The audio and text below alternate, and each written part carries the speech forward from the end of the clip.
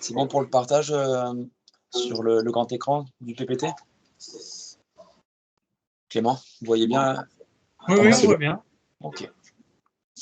Donc, bienvenue à toutes et à tous pour ce webinaire de présentation et de retour d'expérience du lamellé-collé en Occitanie. Donc, je suis Hugues Verneau, chargé de mission prescription bois à l'interprofession FIBois Occitanie, et donc je serai l'animateur de ce webinaire. Tout d'abord, donc nous vous remercions aussi d'être aussi nombreux pour cet événement. Et je tiens à remercier particulièrement aussi les intervenants et les entreprises aussi qui nous ont appuyés techniquement pour élaborer ce webinaire. Donc l'UICB, Battu de Charpente, Charles Mouissé et UFV Bois. Bon, je pense que la plupart d'entre vous, depuis le temps, connaissez un peu le fonctionnement des webinaires, mais très rapidement pour le bon déroulement. Voilà, pensez à couper vos micros et vos caméras pour une meilleure qualité audio et vidéo. Pour toute question, vous pouvez poser les questions via le chat à votre droite. Et nous les centraliserons et elles seront restituées sur le temps dédié en fin de webinaire sur la séance questions-réponses. Voilà. Et ce webinaire également sera enregistré et mis à disposition via les différentes plateformes des partenaires. Très rapidement, avant de laisser la main et rentrer dans le vif du sujet, FIBois Occitanie, qui c'est? Donc, tout d'abord, à l'échelle nationale, FIBois France donc, est l'association qui regroupe et fédère donc, les 12 interprofessions régionales de la filière forêt-bois. Elle est donc l'interlocutrice privilégiée au niveau national et porte-parole commune auprès des pouvoirs publics et partenaires nationaux. Et ensuite, voilà, il y a une déclinaison au niveau des régions. Et donc, plus spécifiquement, donc, pour FIBois Occitanie, donc, qui est l'interprofession de la filière forêt-bois à l'échelle de l'Occitanie, elle rassemble les professionnels de la filière, des détenteurs de la ressource, jusqu'aux utilisateurs finaux, en passant par ceux qui récoltent, transforment et utilisent le matériau bois, et également la partie bois énergie. Un petit historique aussi très rapide, à la fusion des anciennes régions et interprofessions, donc ex-Languedoc-Roussillon et ex-Midi-Pyrénées, ça a donné donc la fusion et donc FIBois Occitanie en 2018. Et il y a eu également aussi la signature, enfin la co-construction donc, et la signature du contrat de filière de la filière forêt-bois régionale d'Occitanie, donc co-construit avec l'État, la région Midi-Pyrénées et les professionnels de la filière réunis au sein de l'interprofession pour élaborer donc ce contrat de filière qui est donc une durée de 3 ans avec des orientations économiques, avec aussi la définition des actions pour renforcer la compétitivité des entreprises et également assurer le développement et la structuration et la cohérence de la filière par rapport aux attentes de marché. Et également en complémentarité, l'élaboration du programme régional forêt-bois, qui lui donc, a été élaboré par les membres de la commission régionale de la forêt et du bois, donc là également sous l'égide de l'État et la région Occitanie, Pyrénées-Méditerranée, qui elle vise donc à définir donc, les nouvelles orientations stratégiques et opérationnelles de la politique forestière et régionale. Et donc là, on est sur un plan d'action avec un horizon à 10 ans. FIBois Occitanie a 4 grandes actions principales, qui est donc l'animation et la coordination du réseau de professionnels et partenaires de la filière forêt-bois, et également de la représentation aussi de la filière auprès des instances locales, régionales et nationales. Et ensuite, voilà, deux grandes missions également que j'ai voulu détailler. Donc, l'accompagnement des entreprises de la filière dans leur positionnement sur les marchés et leurs projets de développement. Donc, en créant un réseau inter-entreprises, valoriser les entreprises et les savoir-faire, comme nous allons le faire également aujourd'hui. Proposer aussi des formations techniques autour de la construction et des sujets majeurs de la filière. Visiter des chantiers et des entreprises au niveau de la région pour les mettre en avant et montrer ce qui se fait aussi en région, et également réaliser une veille technologique avec tout ce qui est suivi, normalisation aussi, évolution, réglementation au sein de la filière. Et ensuite, une partie donc communication pour assurer la promotion de l'ensemble de la filière, en sensibilisant donc les maîtres d'œuvre et les maîtres d'ouvrage. Donc cette action donc se nomme Prescription Bois, qui est donc soutenue par France Bois Forêt. Et donc là, l'objectif, c'est donc d'informer sur la ressource forestière nationale et régionale, proposer une aide technique également, que ce soit des choix de produits ou des techniques constructives, présenter des projets similaires ou des retours d'expérience, comme aujourd'hui lors de ce webinaire, de la mise en relation avec les professionnels et, voilà, et également aussi organiser des prix d'architecture et notamment un prix de la construction bois, donc à l'échelle de l'Occitanie, mais également aussi au niveau national. Et ensuite, valoriser des réalisations bois livrées qui sont référencées sur le panoramabois.com. Voilà, Clément, je te laisse donc très rapidement donc, au niveau du contenu et du déroulé.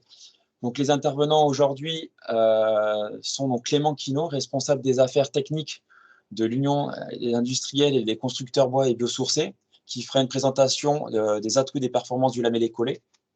Et ensuite, on poursuivra donc avec deux dirigeants d'entreprise qui vont nous faire donc des retours d'expérience d'opérations réalisées. Donc, Guillaume Batut, directeur général de l'entreprise Batut Charpente, avec la présentation de deux ouvrages, une usine et une chèvrerie.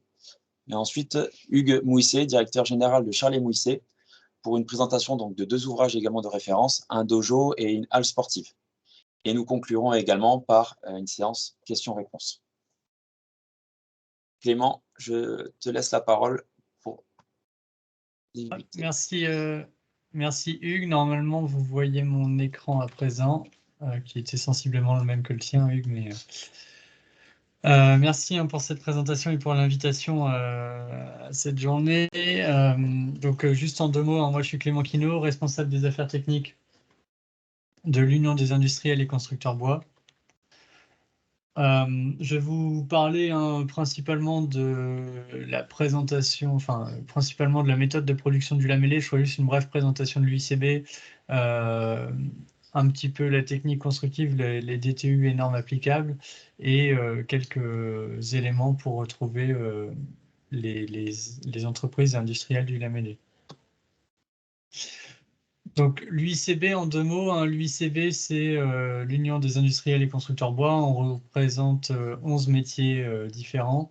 Donc ça va des fabricants de menuiserie intérieure, donc escaliers, portes, jusqu'aux constructeurs bois en passant par les fabricants de lamellé, de CLT, etc. On a à peu près 280 à 300 entreprises adhérentes. Et notre rôle, c'est comme tout OP, il est un peu, il est complémentaire au rôle de FIBois, c'est de représenter la filière bois dans les instances de réglementation et de normalisation, notamment. Donc le bois lamellé, c'est un assemblage de lamelles, comme son nom l'indique, de lamelles d'épaisseur comprise entre 33 et 45 mm. Alors, ça peut aller en dessous de 33 mm en fonction du rayon de courbure et de la courbe à apporter sur les poutres, mais globalement, on est globalement aux alentours de ces valeurs-là. Le gros avantage du lamellé, c'est qu'il permet de partir d'éléments bois que l'on va, vous le verrez par la suite, abouter et coller entre eux pour obtenir des bois jusqu'à 50 mètres de portée. Ça permet d'obtenir des bois droits ou courbes en fonction des besoins. Je laisserai l'entreprise Mouisset et l'entreprise Batut par la suite vous présenter des réalisations en lamellé collé pour vous montrer toutes les performances de ce bois. En deux mots, le cycle du bois lamellé, l'objectif, c'est pas de s'attarder sur cette slide, c'est juste pour vous faire comprendre un peu le principe. On part de bois, donc bien entendu de l'arbre sur lequel on va scier. Les étapes de sciage sont les mêmes que pour le reste. Et on vient en faire des lamelles qu'on viendra couper puis abouter pour enlever tous les défauts. Et enfin, ces lamelles aboutées seront collées entre elles. Et en fin de vie, on peut soit le recycler en panneaux de particules, soit les mettre, soit le transformer en énergie. Globalement, c'est aujourd'hui principalement du résineux. Sapin et épicéa représentent la majorité du lamellé aujourd'hui fabriqué en France. Mais il est aussi possible de fabriquer du lamellé en Douglas, en pin, que ce soit pin maritime, pin sylvestre, toutes les sortes de pins, et en peuplier. Alors, c'est peut-être moins le cas en Occitanie, hein, mais Fibois a beaucoup travaillé aussi dans la région Hauts-de-France sur le développement du lamellé en peuplier. Donc voilà, c'est vraiment un bois qui peut s'adapter. Il y a aussi en développement du lamellé de hêtre et du lamellé de chêne. Donc, tout ça pour dire que le lamellé collé peut être réalisé avec toutes les essences, y compris des essences régionales et éventuellement des essences locales. Il suffit juste de s'assurer des bonnes performances de collage. Et ça, les industriels, hein, qui proposent ces produits en bois collé ont toutes les compétences et tous les outils industriels adaptés pour réaliser les essences les plus courantes. Tout part de l'approvisionnement en bois. Pour fabriquer du lamellé, il faut obligatoirement utiliser du bois sec à une humidité inférieure à 18%. Classiquement, c'est entre 10 à 15%, hein, c'est là où on obtient les meilleures performances de collage. Ça peut varier en fonction des essences, mais on est très très couramment entre 10 et 15%, et les bois lamellés qui sortent de l'usine sont des humidités proches de cette humidité cible. Les appros doivent répondre à des classes mécaniques. Alors, ça va être du C24, C28, C30, C32, etc. en fonction de la performance du lamellé collé souhaité à la fin. Avec du C24, on fera du lamellé collé GL24. Avec du C30, on fera du GL28. Voilà, l'idée, c'est de dire on prend des éléments en bois et on fait du lamellé collé par la suite avec des éléments bois sur lesquels on connaît une bonne performance. Un point important, c'est la conservation du bois. Avant le collage, les bois doivent être stockés à une température la plus proche possible de la température de fabrication, qui est entre 15 et 18 degrés.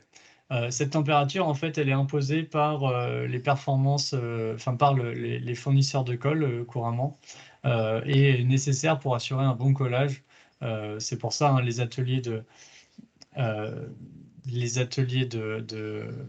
de collage sont très couramment chauffés et avec une humidité contrôlée pour s'assurer une ambiance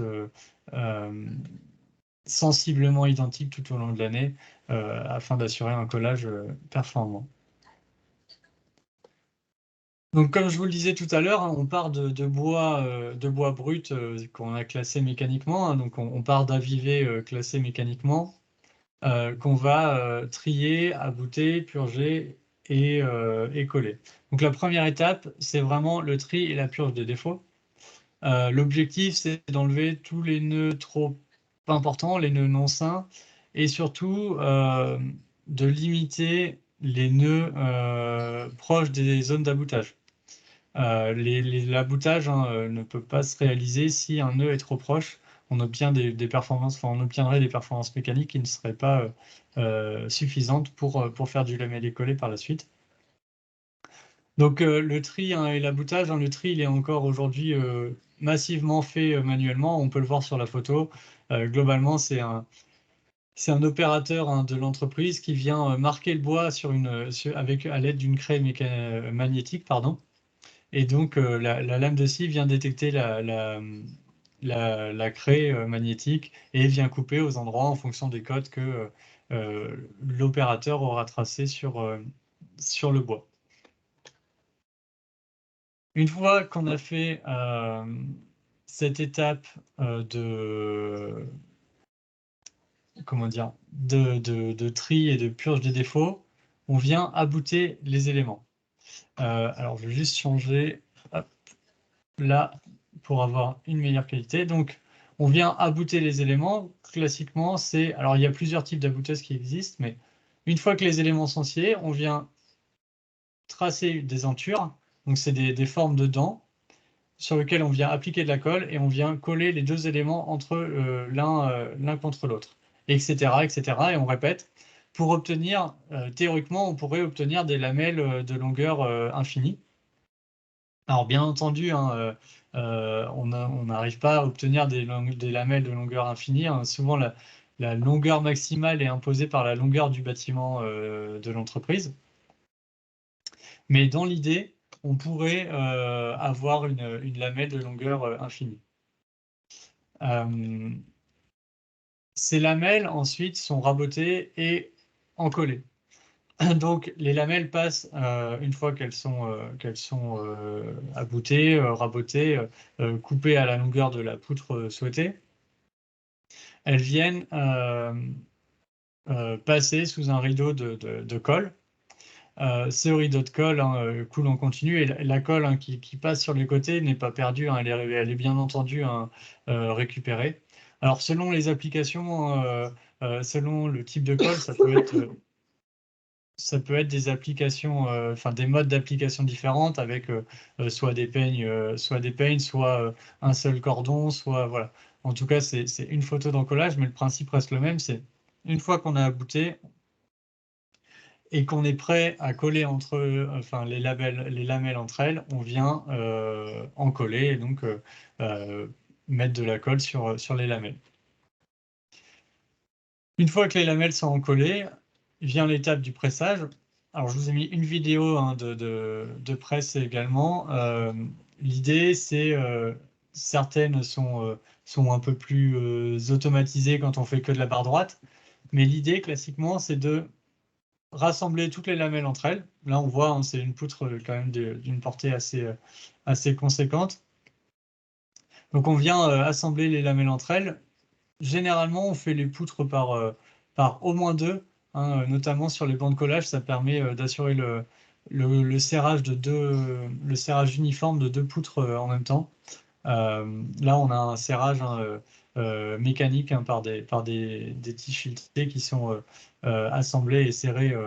Vous voyez, on le verra par la suite, mais il y a un vérin hydraulique qui vient s'assurer de la bonne tenue et du bon collage et de la bonne pression appliquée sur les éléments lamellés collés.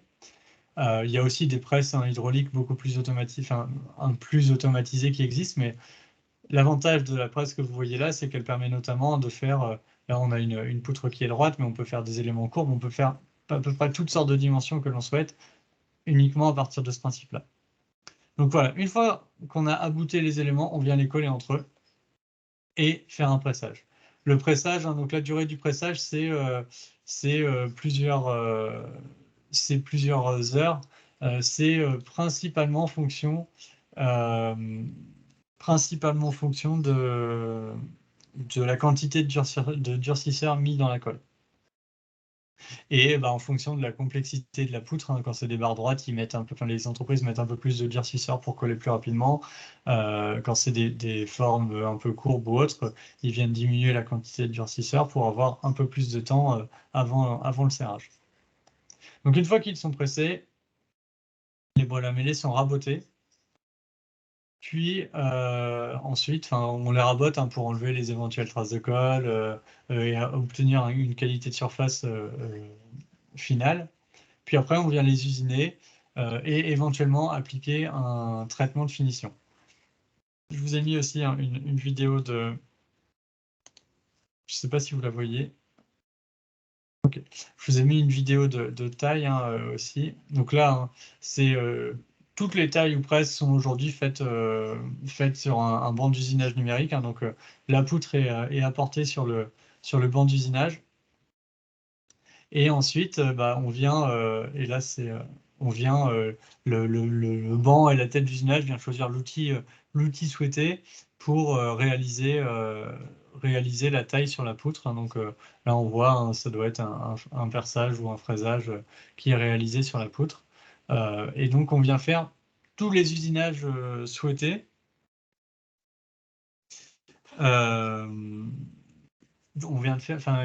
L'entreprise vient faire tous les usinages souhaités en fonction de la destination de la poutre, en fonction de ce qu'on souhaite faire avec cette poutre ou avec ce poteau. Et on obtient une pièce avec une très très grande qualité et une très très grande précision de taillage. On est vraiment sur de la précision. On est vraiment sur la précision au millimètre, et là-dessus, c'est une des grandes forces aussi de la construction bois, et les tailles, la taille automatisée permet d'obtenir cette précision.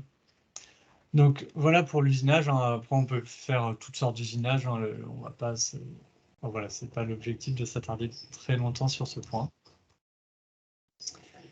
Un point important, vous l'avez vu, toute la performance du lamellé réside sur la qualité de son collage. Plusieurs contrôles de production sont faits. Alors, j'ai pas de photo de tous les contrôles, mais là, je vous ai mis une photo d'un essai en flexion. Globalement, les lamelles, bien entendu, pas toutes les lamelles, parce que c'est un essai destructif, mais on vient tester un certain nombre de lamelles chaque jour pour contrôler la qualité de l'aboutage. Et donc, l'entreprise casse des lamelles via un audit dans son laboratoire interne et en fonction de la performance, permet de dire voilà, mon collage et ma production est suffisant, a une qualité suffisante pour faire du lamellé collé ou non.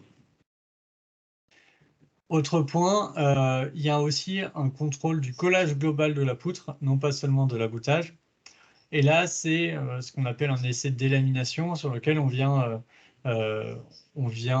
faire gorger en eau l'élément bois, puis le sécher très fortement pour vraiment contraindre au maximum les plans de collage. Et une fois qu'on a contraint au maximum les plans de collage, on vient mesurer et vérifier à l'œil nu les différents arrachements les différents l'état des joints de collage pour s'assurer qu'il n'y a pas eu de décollement pendant cette étape et pendant cet essai d'élamination. Donc voilà, là c'est vraiment des contrôles qui sont faits quotidiennement au sein des entreprises. Alors, en tout cas, il y a des relevés qui sont faits quotidiennement. Les essais sont parfois faits de manière hebdomadaire, mais il y a des relevés quotidiens sur toutes les productions pour s'assurer de la performance et de la performance du collage. Un point sur la réglementation et la normalisation. Le lamellé collé, il doit, pour être vendu, mis sur le marché en France, et en Europe, il doit être marqué CE selon la norme 14 NFEN 14080. C'est cette norme qui impose et qui donne aussi des obligations de contrôle continu, qui donne des méthodes d'essai, qui donne vraiment tous les caractéristiques auxquelles doit répondre le lamellé collé. Et c'est pas tout d'avoir un produit qui est performant, qui est contrôlé. Il faut aussi s'assurer que la mise en œuvre du lamellé collé est conforme, classiquement conforme avec le DTU 31 ou avec les autres DTU en fonction de l'utilisation.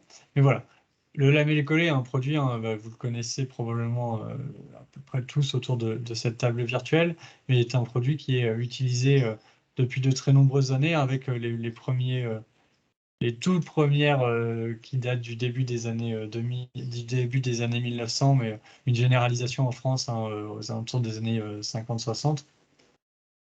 Et aujourd'hui, on a tout le référentiel normatif pour s'assurer que le lamellé collé mis en œuvre en France conformément aux règles de l'art et dispose et sans risque pour la construction.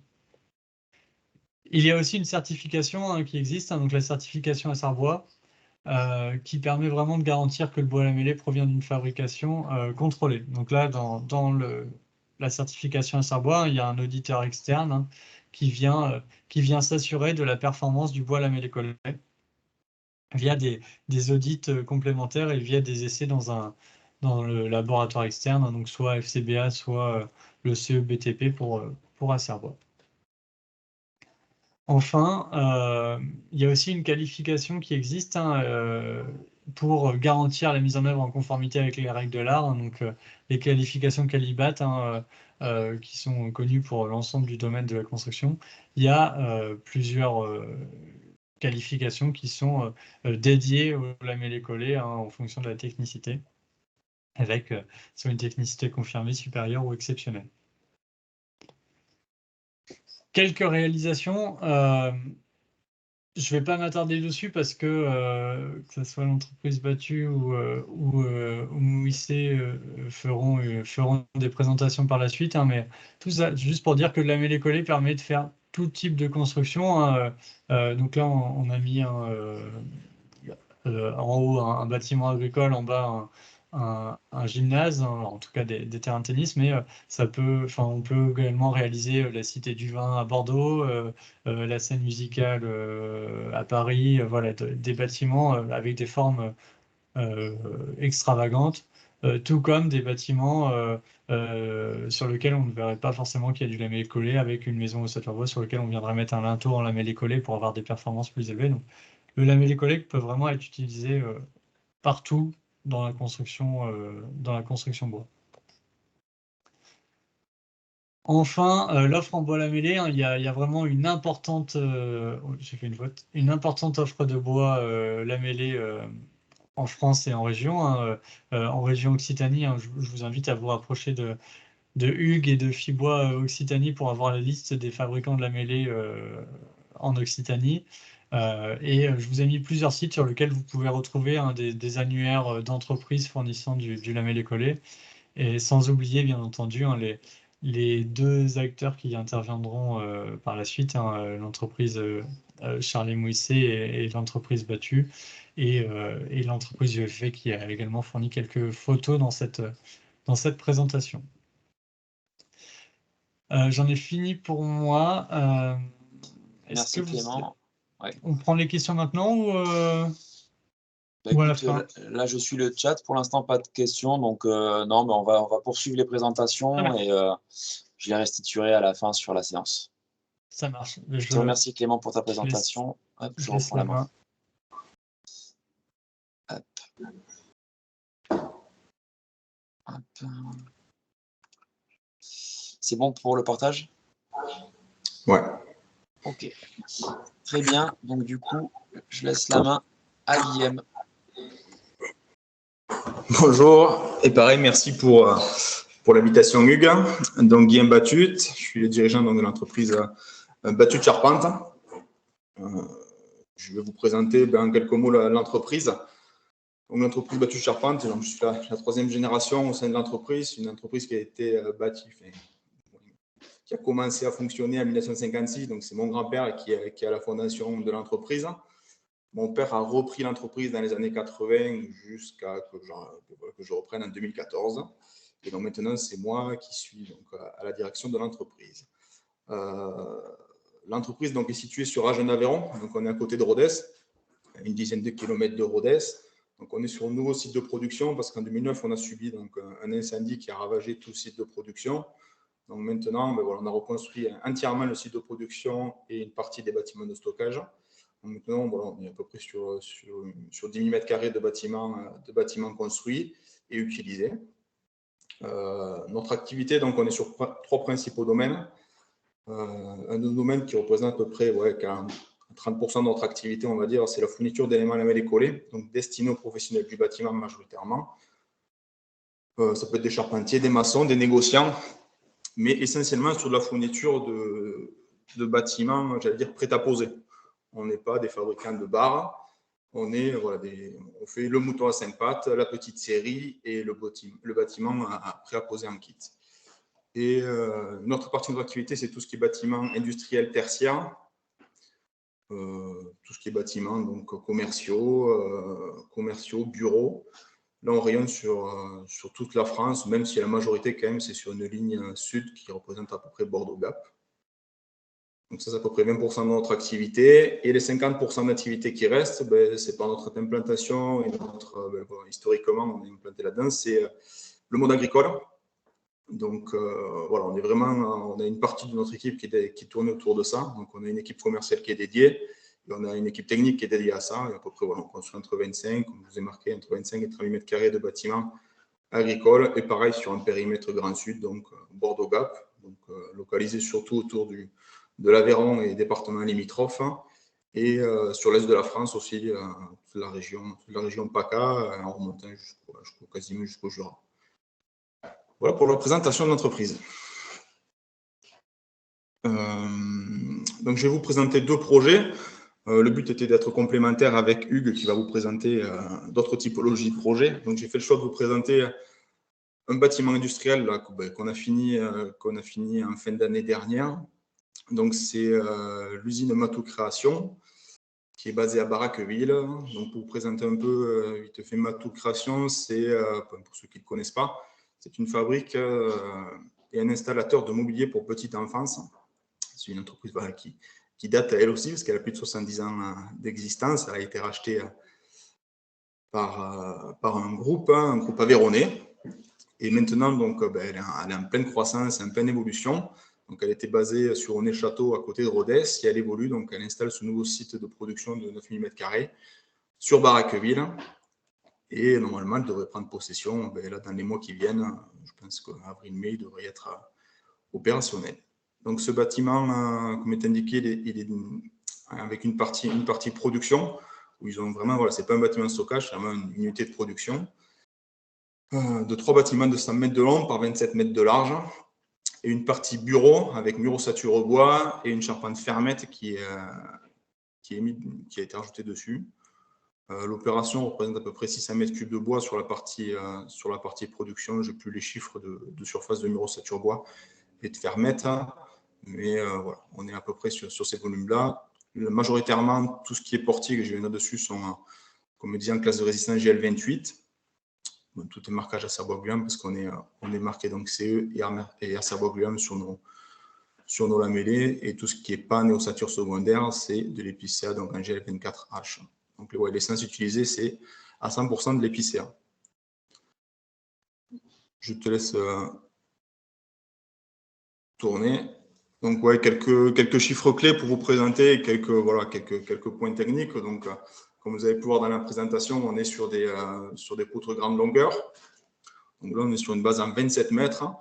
Je ne vous vois pas tous les systèmes de serrage, mais grosso modo, voilà, on est sur un serrage manuel avec les systèmes de presse hydraulique manuelle, comme on peut voir l'opérateur dans la photo d'en haut. On avait 42 poutres, donc 42 poutres, les entraxes de 7 mètres. Elles sont toutes mises en place sur des poteaux béton encastrés. Parce que dans ces bâtiments industriels, au stockage, la complémentarité des matériaux est intéressante.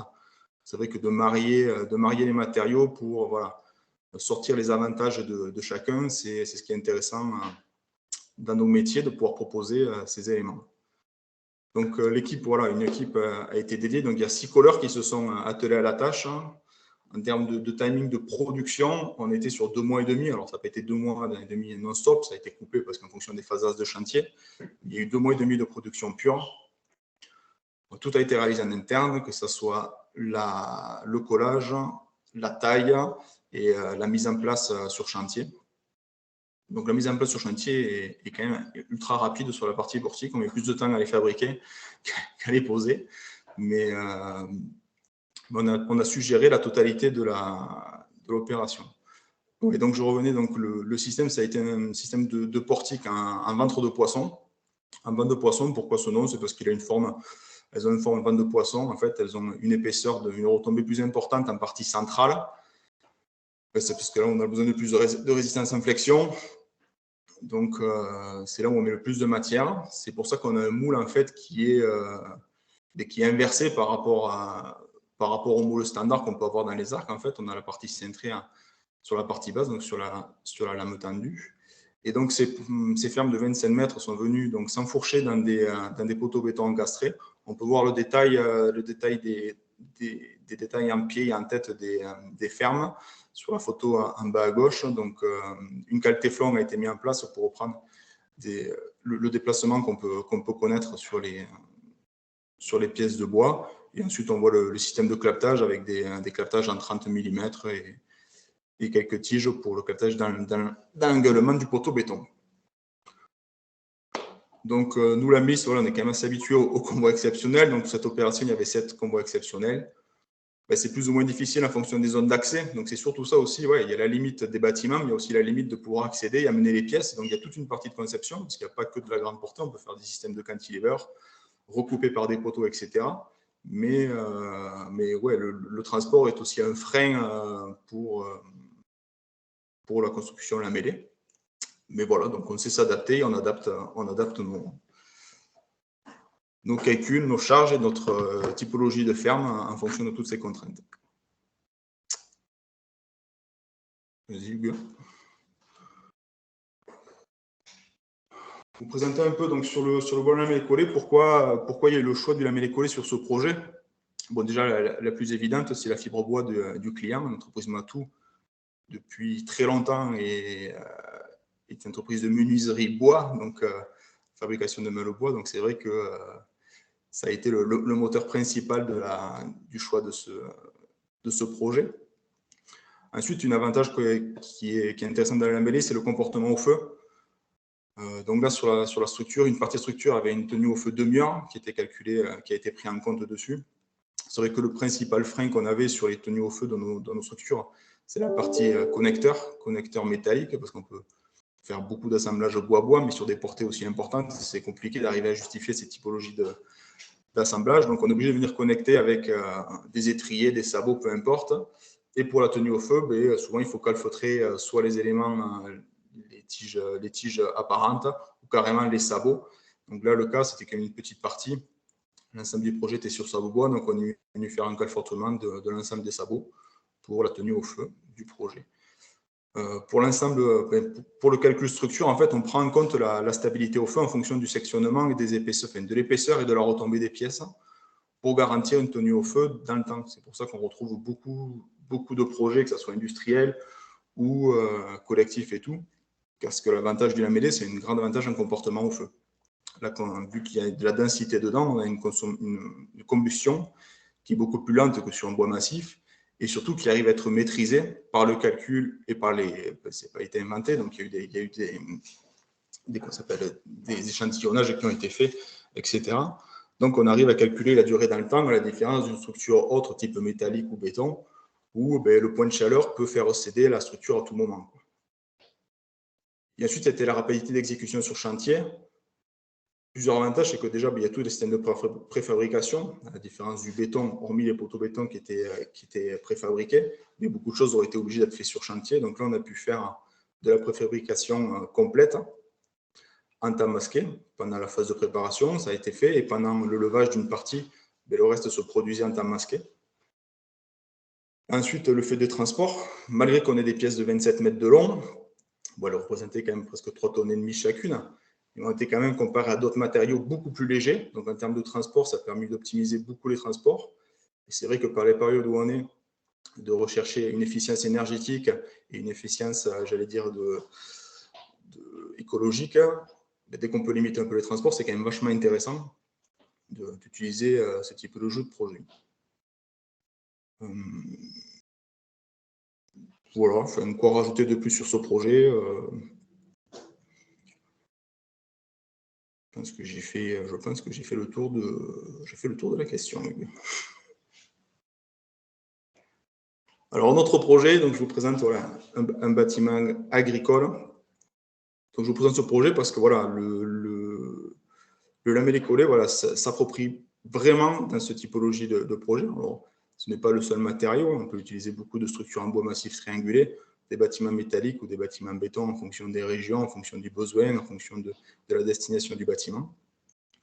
Là, je vous ai fait le choix de ce bâtiment parce qu'il a été fait là dernièrement, parce qu'on l'a fini au mois d'octobre l'année dernière. Donc, c'est un chantier qui est sur Marbre, toujours à côté de Baraqueville. C'est une chèvrerie. La spécificité de cette chèvrerie, c'est qu'elle a été produite entièrement en épicéa de pays. Alors, la série en provenance était basée à proximité de la Montagne Noire. Donc, tout ce qui est lamelle a été produite par cette scierie. Et tout le bois massif, parce que depuis très longtemps, on travaille quand même en bois massif de pays. Donc là, c'est varié en fonction des séries, mais une partie est venue pareil de la Montagne Noire et une autre est venue du Massif central. Donc là, c'est un projet qui a été fait 100% en bois de pays.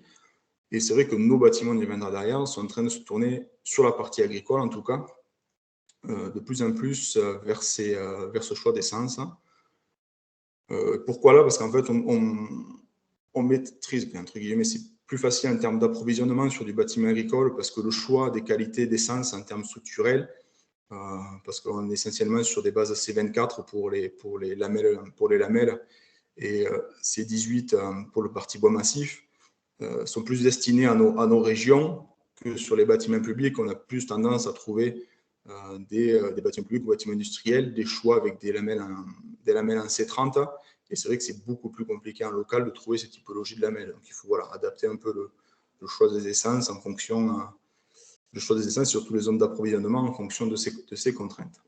Donc je reviens un peu sur le projet. Donc c'est une chèvrerie là, de 450 places avec une salle de traite, un séchage en grange avec une cellule de 600 m3 et un nouveau système de ventilation qu'on a mis en place là, en collaboration avec la société Samagri, qui est une société française qui développe des systèmes de ventilation par ailette, et pas que, sur le centre de la France. Donc, ce projet est entièrement en lamellé collé au niveau des portiques, et toutes les ossatures secondaires ou pannes et ossatures de pignon, elles, par contre, sont en bois massif. La couverture de ce projet, c'est du fibrociment, et on est sur une sous-face en isolant polyuréthane de face à l'us. C'est pour ça qu'on a cet aspect où on voit très peu la structure.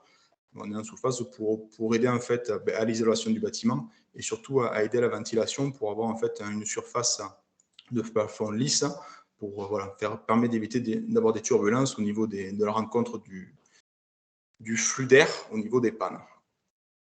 Tu peux tourner la diapo s'il te plaît.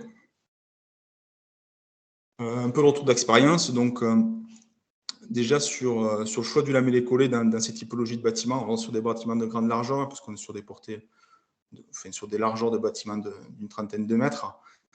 Donc pourquoi le lamellé collé? Parce qu'en fait, il permet d'avoir une facilité d'aménagement. En fait, dans ces typologies de bâtiments, que ce soit en chèvrerie, en bergerie, on l'a un peu moins instable, mais ça arrive aussi. C'est qu'en fait, on est contraint parce qu'il y a énormément de couloirs d'alimentation, de zones de tapis, etc. Donc, il faut savoir adapter et positionner les poteaux pour qu'ils soient le moins encombrants possible. Et en fait, grâce aux portées du lamellé collé, en fait, on peut adapter au calcul en fonction des retombées, etc. et de la position des poteaux, de mettre le poteau à l'endroit qui gêne le moins possible. Ou au contrario, carrément, on peut faire sur des portées libres. Donc, on peut très bien avoir un système avec des bâtiments type arc avec des portées de 30, 40, 45 mètres. On a fait des bergeries avec des portées libres de 45 mètres. Après, c'est une question de coût et surtout d'évolution de bâtiment. C'est vrai que quand on n'a pas de poteau, le bâtiment évolue plus facilement. Quand on a un poteau, on est un peu lié à ça pour l'aménagement. Je reviens toujours. Donc, ce projet était 100% Occitanie. Et c'est vrai que depuis 2 ans, on est en train de faire évoluer notre partie. Donc, comme je disais, agricole vers un approvisionnement Occitanie Massif Central pour l'ensemble de bois à lamelles. Donc, on travaille pas mal avec la Lozère, la Montagne Noire, toute la zone Massif Central sur l'approvisionnement à lamelles en épicéa, mais pas que, parce qu'on utilise beaucoup de pins, et que ce soit pin Douglas ou même pin à l'Aricio. On utilise tout type d'essence, mais voilà, il y a cette contrainte de classement mécanique qui est importante chez nous. Donc, on est lié à ça.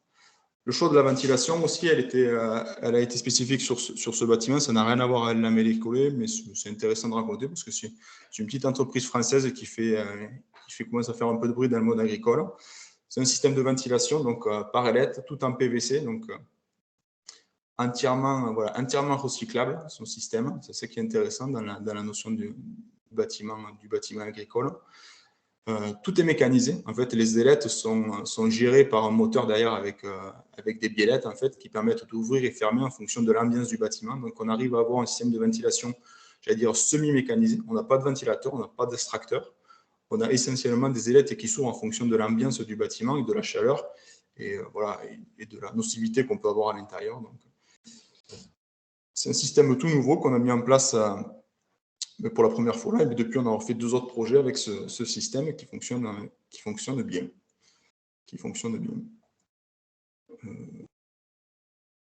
Et oui, l'avantage principal aussi, c'est que ça permet d'avoir des ailettes, mais comme elles sont translucides, ça permet aussi d'avoir une partie éclairante. À la différence du clairvoie-bois, on se retrouve d'avoir un bardage bois ajouré, certes, mais avec quelques impostes régulières. Là, on a quand même un bâtiment qui est avec une luminosité, une ambiance pour le travail qui est quand même vachement intéressante et aussi pour le bien-être animal qui est intéressante.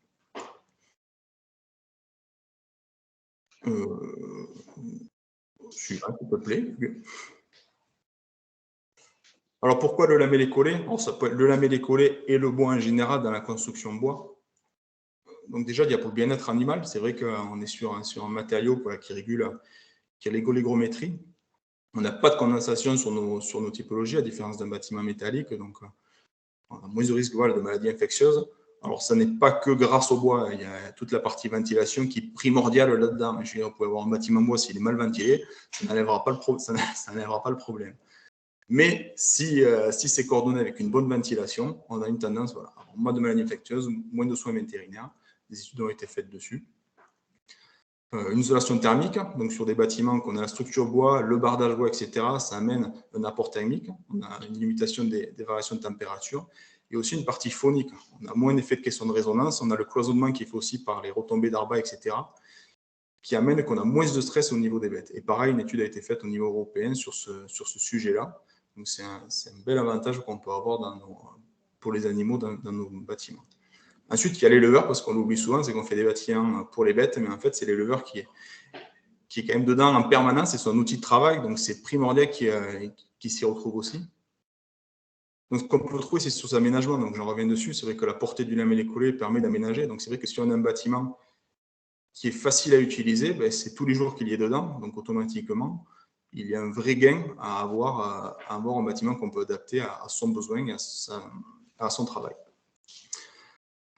L'isolation thermique, parce que c'est très bien pour les animaux, mais c'est aussi très bien pour l'éleveur. Et quand je parle d'isolation thermique, on pense souvent à l'isolation thermique d'hiver, et c'est pareil sur les bâtiments agricoles, surtout pour la partie caprin, où les bêtes souvent restent dedans tout le cours de l'année.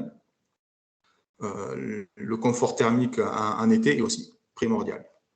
Et ensuite, c'est l'environnement de travail. C'est vrai que j'ai une petite erreur, mais c'est le côté chaleureux du bois qui est important. C'est que quand vous rentrez dans un bâtiment agricole au bois, ben voilà, il y a quand même une envie d'y rester, une envie d'y travailler. Et pour tout type de bâtiment, ça fonctionne bien pareil, quoi. Donc, c'est un avantage intéressant. Et l'avantage structurel, donc, c'est la résistance aux corrosions. Donc, bâtiment agricole, hormis bâtiment stockage, mais bâtiment animal, on est quand même dans un milieu hyper agressif. Donc, c'est vrai que la résistance aux corrosions est primordiale. Et surtout la facilitation à faire évoluer les bâtiments. Il est extrêmement facile de rajouter des extensions, des appentis, de modifier, d'ouvrir un bardage ou d'ouvrir quelque chose. C'est beaucoup plus facile que dans un bâtiment en béton ou métallique où on se retrouve à disquer, à couper, etc. avec des risques complètement différents qu'on a sur le bois. Donc voilà pour les avantages du lamellé dans nos projets. Dans le projet de nos confrères en construction de bois. Voilà, il n'y a pas de destination faite pour les bâtiments. Je vous présente quelques typologies, mais ça marche très bien dans les stabus pour des vaches. Par exemple, le bâtiment haut, c'est pour des vaches au braque, une stabilisation.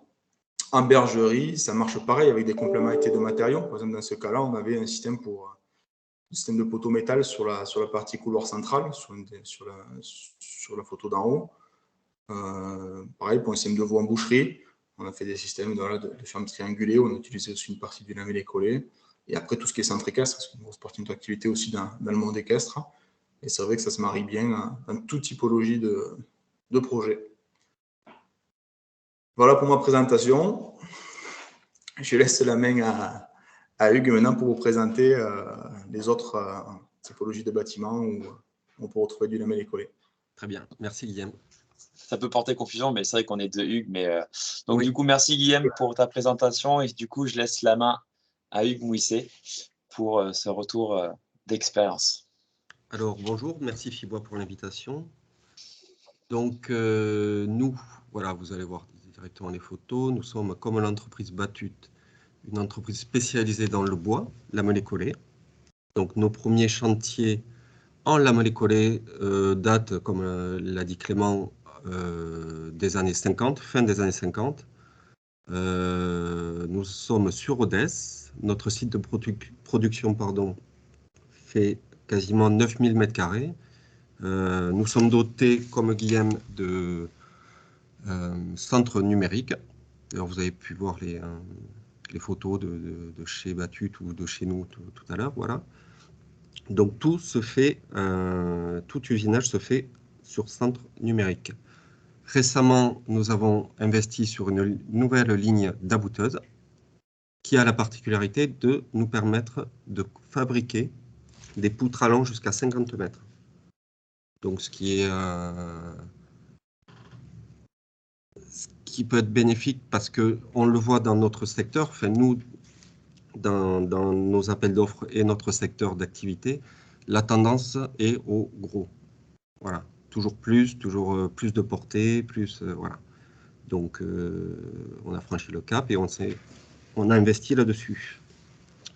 Donc, nous disposons d'un bureau d'études intégré et, comme toute entreprise française, avons les qualifications de référence qui sont la Cerbois-Gueulin ou le CE.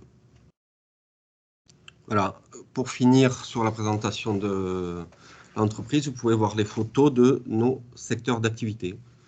Donc, gymnase, bâtiment public, privé, du privé, souvent du sportif.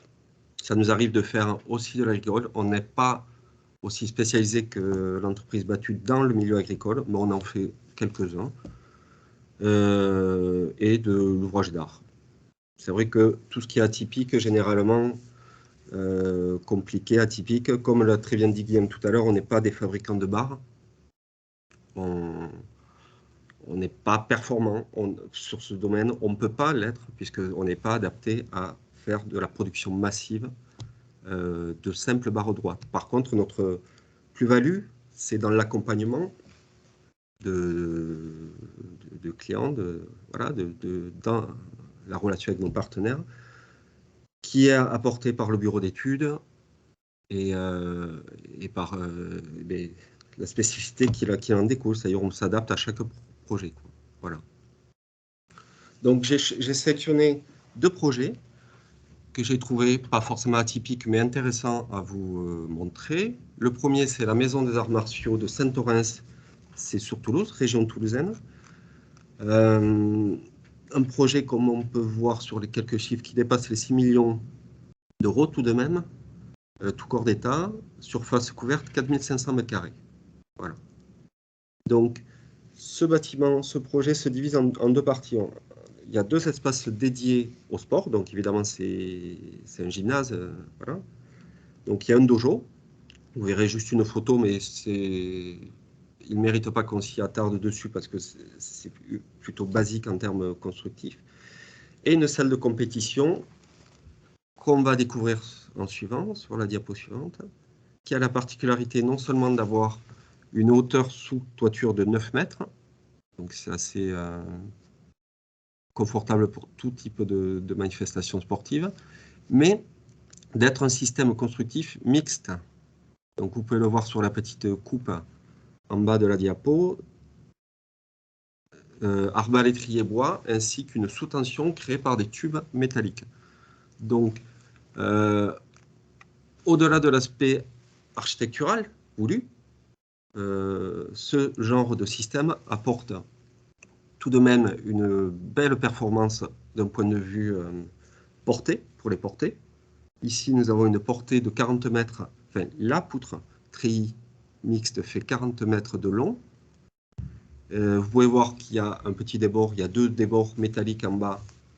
Au final, on arrive à 45 mètres de portée libre, ce qui commence à être confortable pour ce genre de bâtiment. Donc, voilà, la triangulation du système apporte de belles performances mécaniques, mais aussi bon, visuellement une certaine légèreté, et pas que visuellement. En termes de section, par exemple, ces porteuses ce système de 40 mètres de long, la hauteur des arbalétriers ne fait que 80 cm, ce qui n'est pas, je veux dire, on pourrait s'attendre à beaucoup plus. Bon, évidemment, la sous-tension est là pour contrecarrer cette diminution de section. Pour information et pour avoir une idée, en termes de tension dans le tirant métallique, on dépasse les 120 tonnes. 120 tonnes de tension, donc ça nous montre bien un peu les difficultés liées aux charges et sur cette portée du moins de plus de 40 mètres. On pourra voir en suivant si Hugues veut bien changer. Voilà. une photo en cours de montage. Donc, le système constructif, la sous-tension est composé de 2 tirants, diamètre 50 mm. Voilà. Les poutres sont doublées. 28 cm au total de large sur ce système constructif.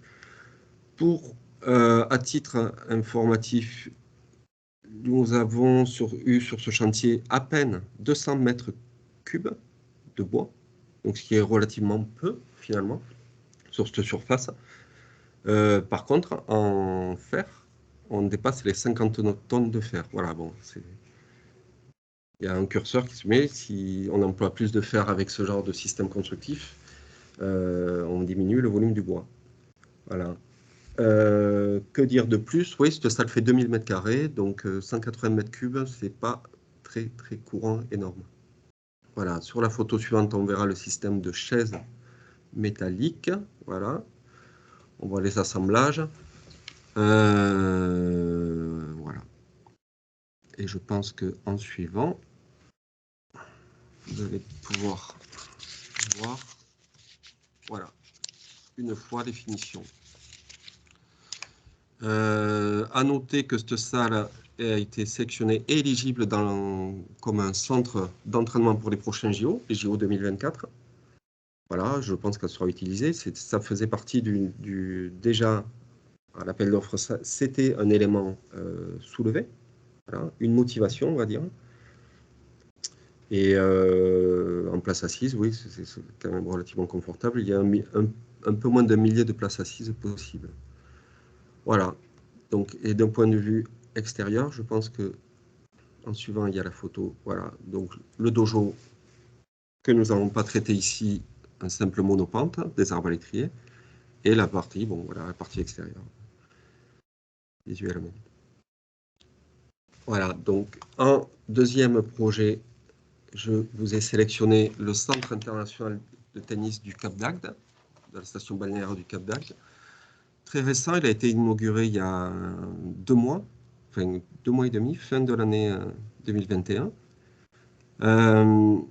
Alors, ce système, j'ai choisi ce projet pour 2 raisons. Déjà, dans la démarche, il était intéressant parce que c'est une rénovation et une construction, agrandissement.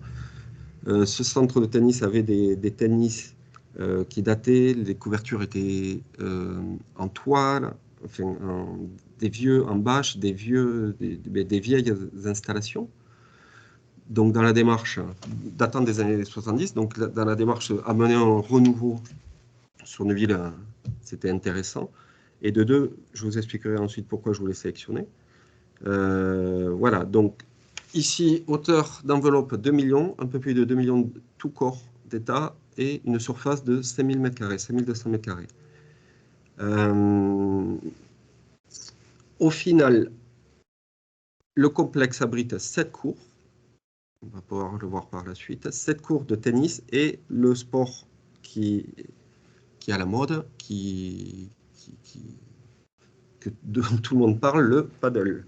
Donc 4 cours de paddle, 7 cours de tennis et une zone pour entraînement cardio. Ici, pareillement, le centre est sélectionnable pour aussi les JO 2024. Voilà. Donc, d'un point de vue structurel, ces 2 halls qui sont quasi similaires. On peut voir qu'il y a aussi une mixité d'emploi dans les matériaux, puisque nous avons donc la structure en jaune sur la coupe, lamellé collé. Le bleu représente du métal. Donc, le système constructif nous a fait employer des bracons métalliques afin de créer les stabilités, les encastrements voulus. Voilà. Donc, ce qui est intéressant, en termes de surface, déjà, les halls font 70 m² de long et 40 mètres de large. Voilà. Nous avons de mémoire l'entr'axe des portiques qui étaient un peu moins de 5 mètres pour se fixer l'esprit. Ce que j'ai trouvé intéressant à vous partager, ça a été l'emploi de la couverture, outre l'aspect technique et la portée de 40 mètres des portiques, mais ça a été l'emploi du choix de couverture, comme Hugues va nous montrer par la suite. Bon, une photo de montage. Voilà, ça parle mieux. Et par la suite, je trouve ça extrêmement intéressant et remarquable, l'emploi de donc, partie droite, partie opaque, couverture opaque, partie gauche, couverture filtrante, mais laissant passer tout de même de la luminosité. C'est de la toile. Donc la partie isolée sur la droite de la photo est recouverte de photovoltaïque. Bon, déjà, c'est intéressant sur ce point, pour la commune, pour le club. Et la partie gauche, et la toile est recréée, cet effet de vague qu'on voit, par des armatures métalliques, qu'on va mieux voir sur la photo suivante. Voilà, on le voit de l'autre côté. Et non seulement architecturalement, d'un point de vue externe, je trouve ça joli, mais je trouve ça aussi très intéressant pour le jeu, tout simplement, pour la luminosité. Donc là, on voit mieux le bracon. En termes de chiffres, sur ce projet, nous sommes en dessous de 400 m3 de labellé collé. Et en termes de tonnage de ferraille, un peu moins de 30 tonnes. Voilà, tout de même. Et à titre anecdotique, là, on voit qu'il y a relativement beaucoup de boulons. Nous avons atteint les 20 000 boulons sur ce projet. Voilà, par la suite du diapo, il me semble qu'on verra 2 photos aériennes pour se rendre compte de l'installation. Et la dernière, l'énième photo, voilà, par rapport, c'est le rond-point, le fameux rond-point, vous voyez le casino, bon, ça fait quand même, ça commence à faire un gros édifice. Voilà, je suis disposé à répondre à vos questions. Très bien, merci Hugues pour ta présentation. Du coup, on est pas mal niveau timing. On va donc, il y a quand même quelques questions qui ont été posées sur le chat. Donc là, on va entamer donc la séance de questions-réponses. On a également aussi la chance d'avoir Christophe Glaise aussi de la Syrie UFV Bois aussi qui fait du lamellé collé en Occitanie. Donc du coup, ça permettra d'avoir l'ensemble de nos professionnels adhérents aussi à l'interprofession qui font ce type de produit, qui vont pouvoir répondre aux questions. Donc j'ai vu que certaines questions, vous y aviez répondu.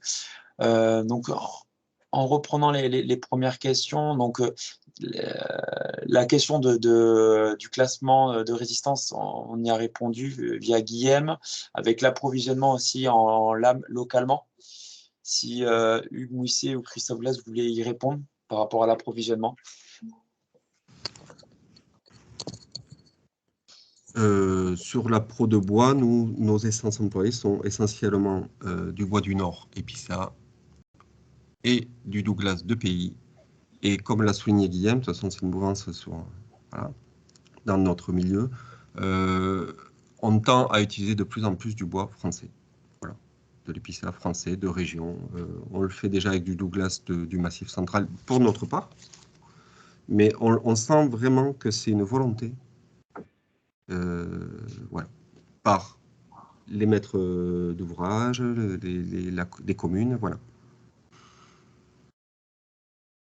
Christophe, tu veux compléter ou Oui, bonjour tout le monde. Oui.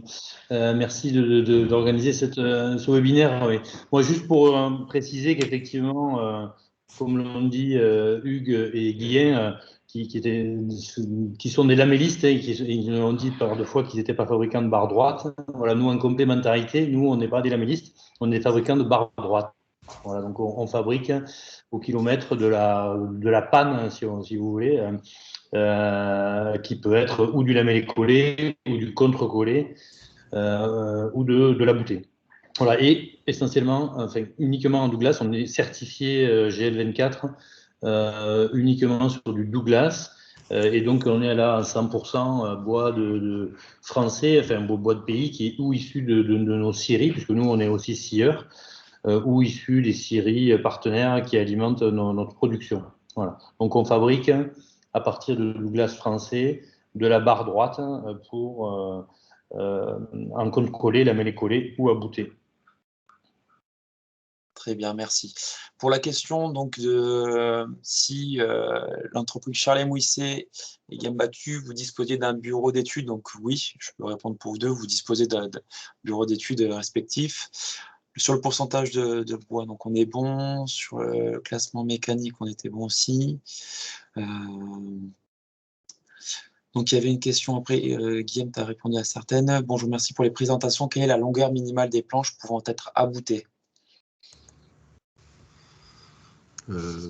Tout dépend de la ligne d'abouteuse, mais en dessous de 1,50 m, c'est compliqué vis-à-vis des mordes. Voilà. D'un point de vue mécanique, tout simplement, enfin, selon notre installation. Après. Merci. Juste, si je peux, nous par rapport au Douglas, c'est un matériau qui est compliqué à abouter et à coller parce qu'il a quand même des croissances qui peuvent être très différentes et on a un taux de purge qui est plus important que sur d'autres essences. Et donc, du coup, on a un outil, nous, qui permet d'abouter des bouts de bois jusqu'à des bouts de 50 cm. On a optimisé ça pour pouvoir limiter la purge et la casse. Et donc, on aboute vraiment des bouts. C'est assez spécifique par rapport au problème du Douglas. C'est énormément lié à la bouteuse qu'on va avoir, en fait. Et dépend des études aussi. C'est vrai que sur le Douglas, pareil, quand on fait un peu de Douglas, on a de la perte. On travaille aussi pas mal le pain maritime pour la région bordelaise. Et comme en plus, on est sur des lames en base qui arrivent en 2,50 m de long, si on est, voilà, si on commence à couper la planche en deux, il ne reste plus grand-chose, quoi. Donc, voilà, c'est vraiment lié, tout est lié, en fait, aux essences de bois, aux classes mécaniques qu'on va avoir derrière et l'approvisionnement. C'est vrai que sur des chats de bois du Nord, on a tendance à avoir beaucoup moins de purge. Voilà, sur les taux de purge qui tournent de 7-8%. Dès qu'on travaille en bois de pays, on a un peu plus de purge. Et voilà.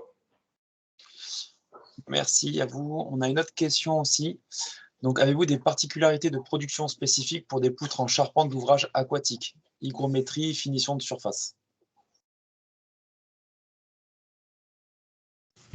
Aquatique, c'est-à-dire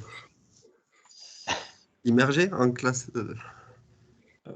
Est-ce que ce n'est pas des ouvrages type hall de piscine? Je vais attendre le complément de Cédric Montero.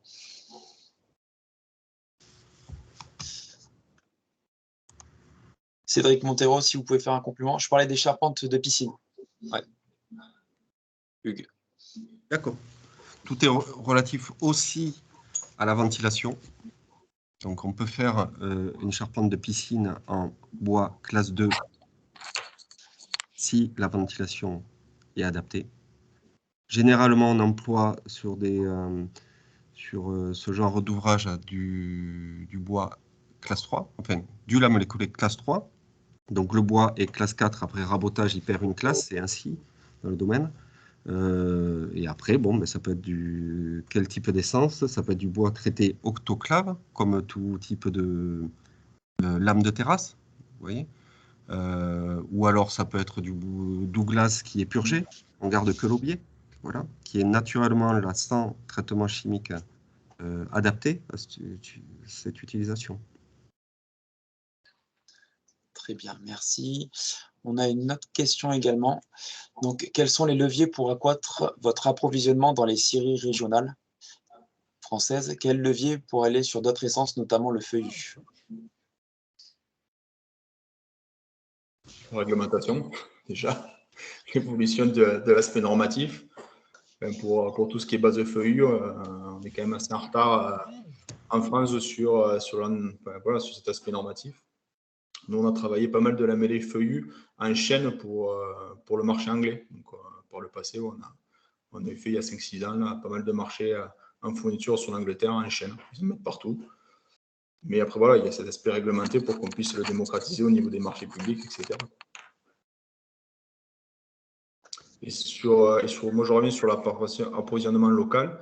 Un des freins que l'on trouve en termes de lamelliste, c'est autant on arrive à trouver de la lamelle verte, même en approvisionnement local. Là, on a un peu plus de difficultés, c'est les capacités en local de séchage de bois.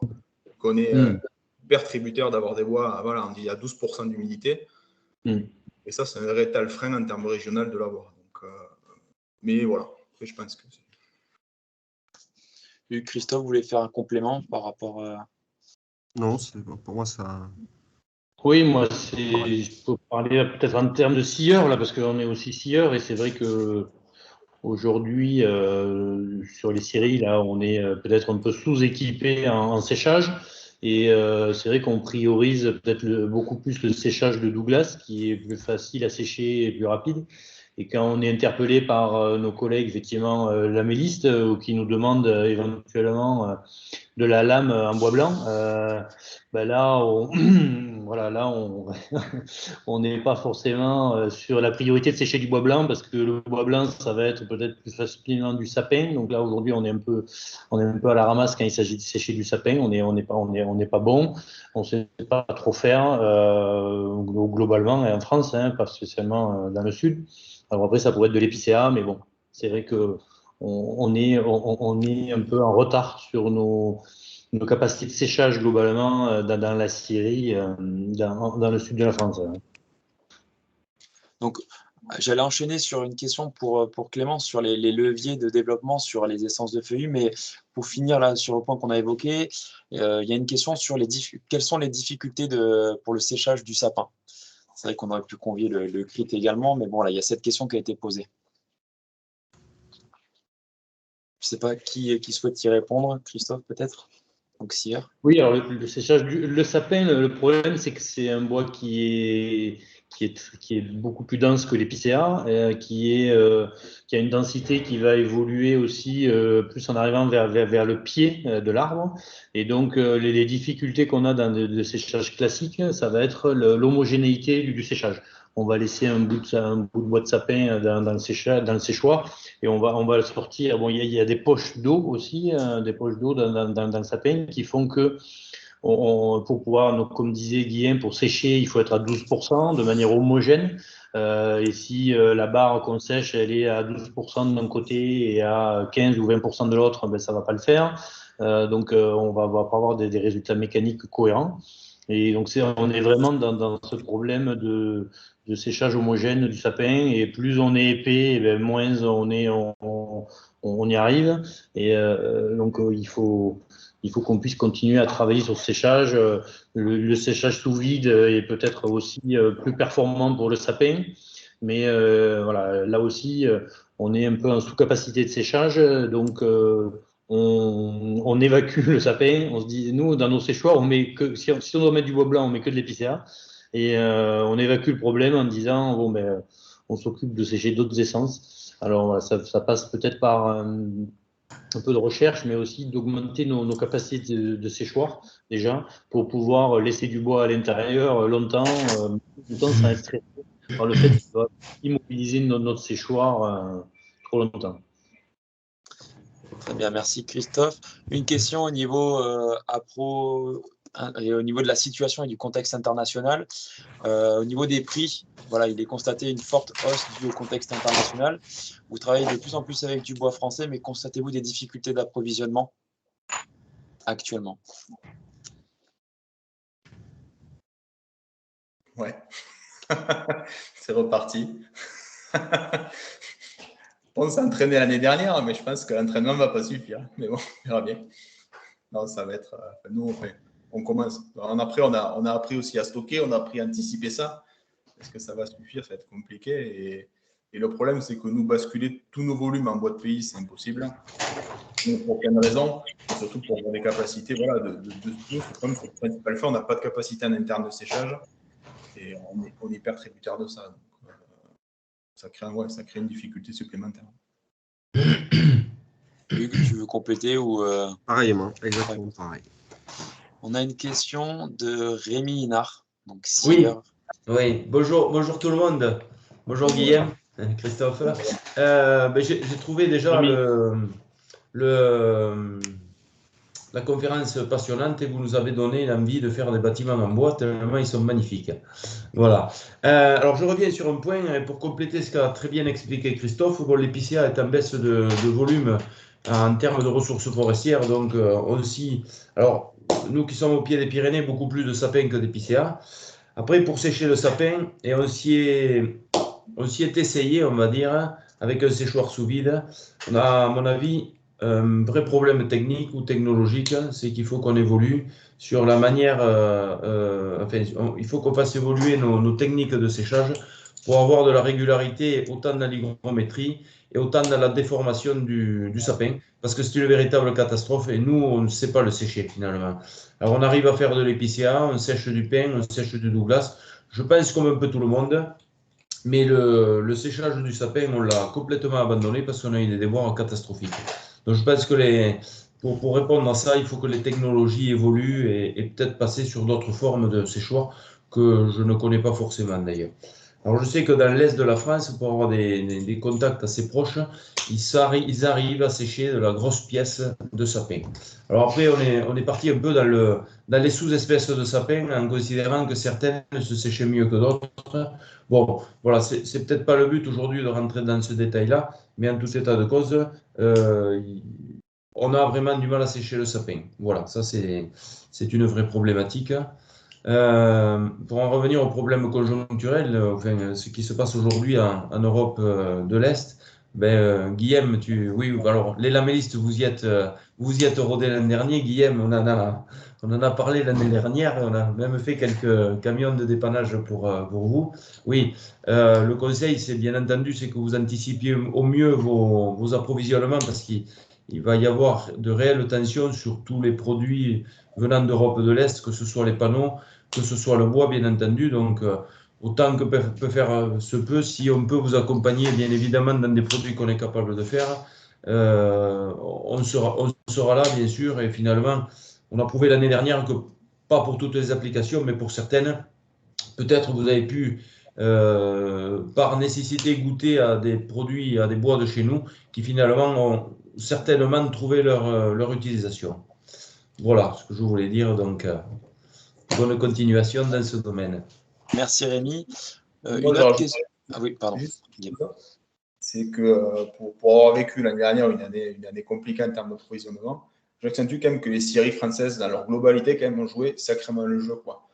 Ne serait-ce qu'en prix ou en dépannage, etc. Que ce soit une arme, c'en est d'autres, il n'y a pas que Rémi. Mais elles ont vraiment joué le jeu.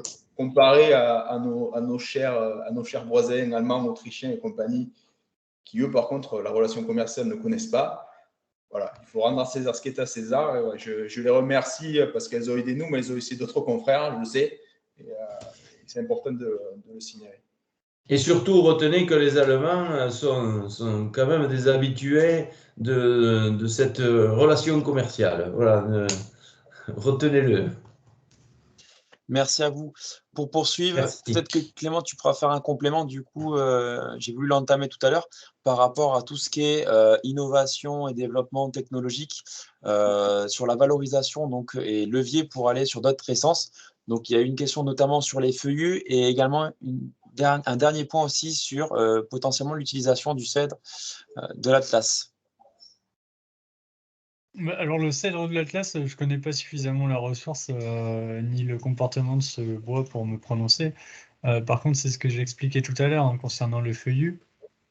Il y a de plus en plus de développements qui sont faits pour du lamellé collé feuillu. La norme 14080 qui aujourd'hui n'autorise pas le feuillu est en cours de... Enfin, en tout cas, il y a une partie 2 qui est en cours de rédaction pour pouvoir justement autoriser le feuillu et avoir le marquage CE sur du feuillu, tout comme on l'a aujourd'hui sur le résineux. Certains fabricants vendent déjà du lamellé feuillu et ont mis en place des certifications pour pouvoir s'assurer de la conformité avec les performances mécaniques de leur lamellé collé feuillu. Ce qui est sûr, c'est que c'est une méthode de collage qui est différente et qui implique quelques changements industriels. Mais aujourd'hui, des travaux sont en cours pour améliorer la prise en compte dans les normes de ce lamellé collé feuillu. Très bien, merci Clément. Je pose une question à Hugues Mouisset et Guillaume, même à Christophe Glaise, en tant qu'industriel aussi, spécialisé aussi sur le lamellé collé. Est-ce que par rapport aussi à ces enjeux, bon, c'est sûr que c'est un sujet qui revient souvent aussi, que ce soit au niveau national et régional, cette question de l'utilisation du feuillu, est-ce que vous, en termes de développement et de stratégie sur du moyen-long terme, potentiellement, si aussi, comme l'a évoqué Clément, toutes ces évolutions aussi normatives et réglementaires pour l'utilisation du feuillu, puisqu'on a quand même de gros volumes aussi présents en Occitanie, est-ce que potentiellement ça pourrait être aussi une évolution au sein de vos entreprises respectives?